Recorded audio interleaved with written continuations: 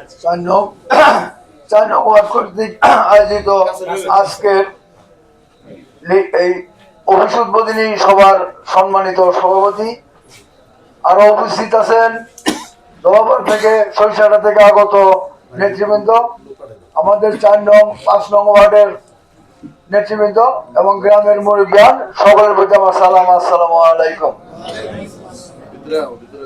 বক্তব্য তো নিয়ে আসলাম, বক্তব্য কি বলবো, যা বলার তো ওনারাই বলে বলছি, তবে আসছি যখন তখন বলতেই হবে দু একটা কথা। এক নম্বর কথা হলো, উনি এক গবেষণা গাইয়া বেড়ায় যে সড়ক করে দিছি, এই সড়ক করে দিছে। আরে বেটা, তুই টাকা না করছ না বাংলাদেশ সরকারের টাকাতে করছ? বাংলাদেশ সরকারের টাকাতে যদি করে থাকো তো দিছিলাম ওইটা করবা নিকা বেটা, মানে দরকার দিছিলাম ওইটা করবা নিকা, ভোট দিছি ওইটা করবা নিকা, সরকার দিছে সেটা করতো। তুই তোর এটা কিসের তরি তোর গর্ব, কিসের গর্ব? গর্ব ওইটা আমাদের, আমরা ভোট দিছি, সরকার তোর টাকা দিয়ে সেই টাকাতে করছো, তোর এটা কি করবো?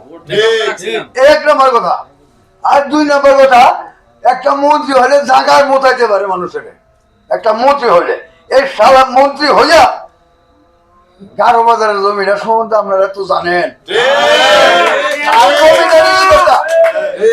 কার জমিটা তুই নিলে এত বড় খাতা, কার জমিটা নিলে তো মন্ত্রী হইয়া তো জায়গায় মোতাইতে পারে, জায়গায় গায়ে মাইটা এই জমিটা নিয়ে গেছে। আবার কোন জমি নিবার নিয়ে আসতেছেন এদিকে, আবার কোন জমি নেওয়ার জন্য উনি আসতেছেন এদিকে। আপনি যদি ধানের শীষ বাদ দিয়ে যদি এমপি এবং মন্ত্রী হয়ে আসতেন তাহলে বলতাম আপনার বেটা, ধানের শীষ পাইয়া আপনি মন্ত্রী হইয়া এমপি হইয়া আপনার বেটাগিরি দেখান। আজকে আমরা দল ত্যাগ করছেন আর আমাকে কোন দল ত্যাগ করছি না বেটা, তুই ধানের শীষ বাদে বিএনপি বাদে কোথায় গেলি? কে মোটর সাইকেল?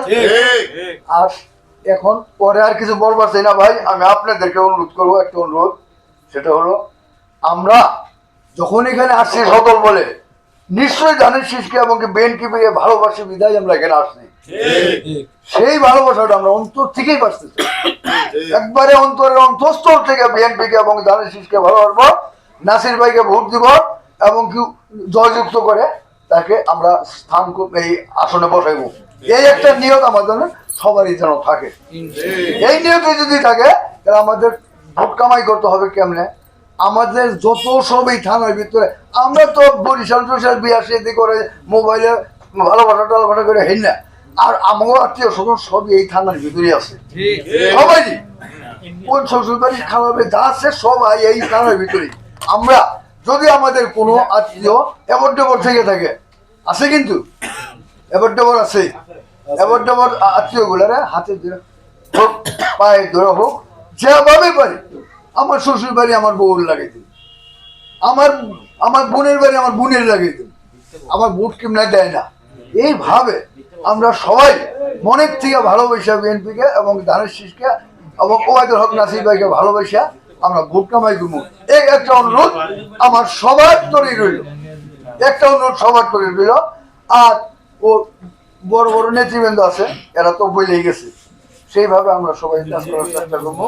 আর এই যে ন্যাংরা চুরি, ওই যে নাসির ভাই সেদিন বলছি কাটায় কয় হাট একদিকে যায় আরেকদিকে, এটা নাসির ভাই সেদিন বলছে, আমি কাটাতে গেছিলাম, হাট একদিকে যায় আরেকদিকে, এই হাট একদিকে আর যায় একদিকে দিলে আমাদের কাজ হবে না ভাই, কোনো দিনেই কাজ হবে না।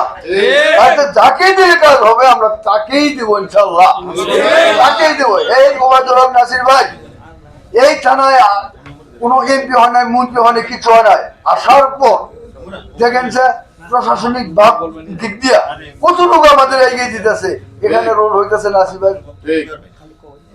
হুকুমে, ওখানে কাজ করতে মাটি বাড়াইতেছে, কিন্তু নাসির ভাই কিন্তু গরম করে দিতেছে, এইগুলো মাটি মুটি কাটতেছে, রোড মুটা করতেছে, এগুলো নাসির ভাই কিন্তু গঠন করে দিতেছে আর দেখে হইতেছে যে মন্ত্রী এমপি কিছু হয় না। তারপরে তাকে যদি আমরা মন্ত্রী এমপি বানাইতে পারি তাই আমাদের কতটুকু উন্নতি হবে, এই ভাবনারা, এই ধারণারা আমাদের সকলের মধ্যে আমার রইল।